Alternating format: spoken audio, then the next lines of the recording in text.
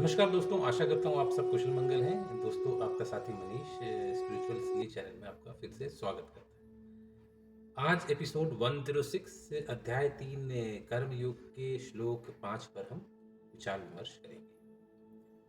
So let's begin episode 106.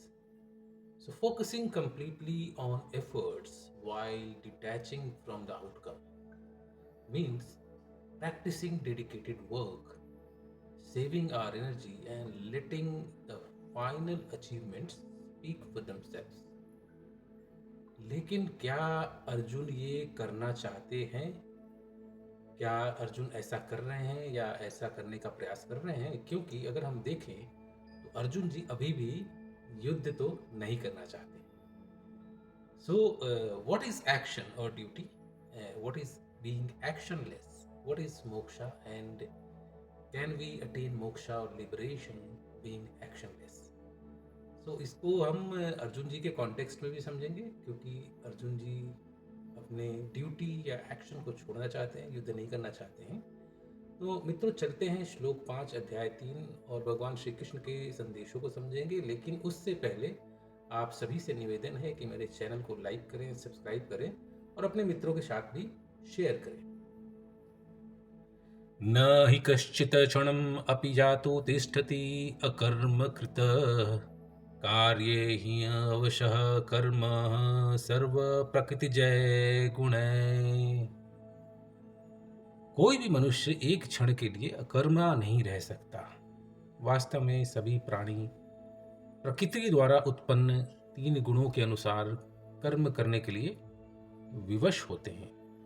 So Lord Krishna here says to Arjuna that indeed no one ever remains for even a second without performing action, because everyone is forced to perform action by the 3 gunas that are sattvas, rajas and tamasa, which is born out of nature. So it is the tendency of the nature or prakriti to act continuously or to be in action always. It never stays actionless even for a moment or even for a fraction of seconds. Even a rock that seems actionless is undergoing geological changes that is visible only after thousands or millions of years. तो geography में हमने पढ़ा है different type of rocks. तो different type of rocks प्रकृति ही है। तो deep reverse flow in majestic silence.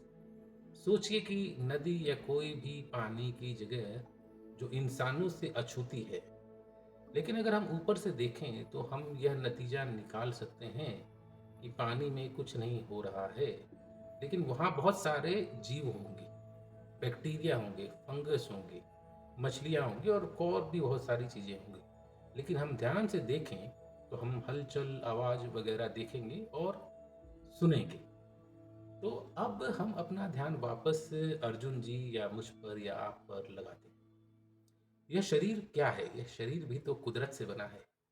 यह उन चीज़ों से बना है जो हम खाते हैं, जब पानी हम पीते हैं, हवा से हम सांस लेते हैं। ये सभी कुदरत की ही तो देन है।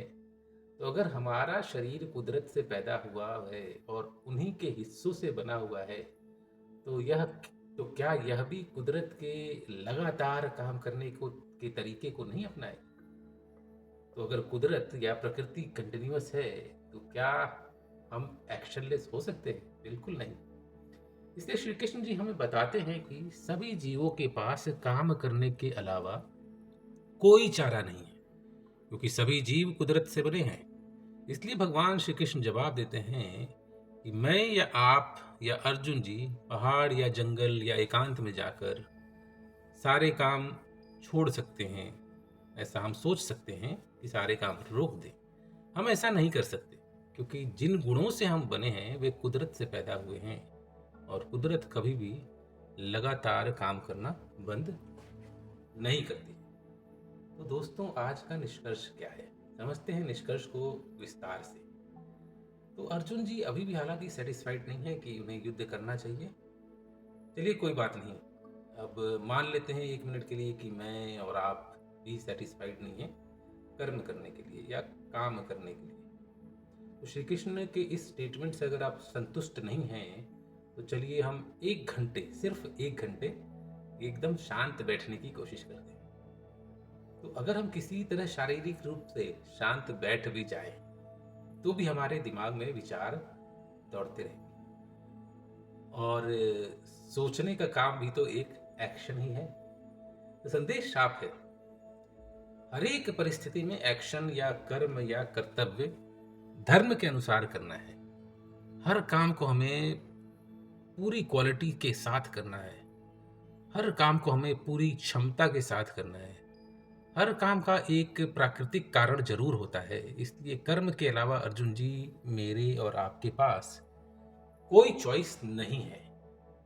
तो मित्रों, इन संदेशों के साथ आज का एपिसोड समाप्त करते हैं, विदा लेते हैं दोस्तों। सुख का सदैव सदैव अनुभव करें। जय श्री कृष्णा, और मिलते हैं नेक्स्ट श्लोक में। धन्यवाद।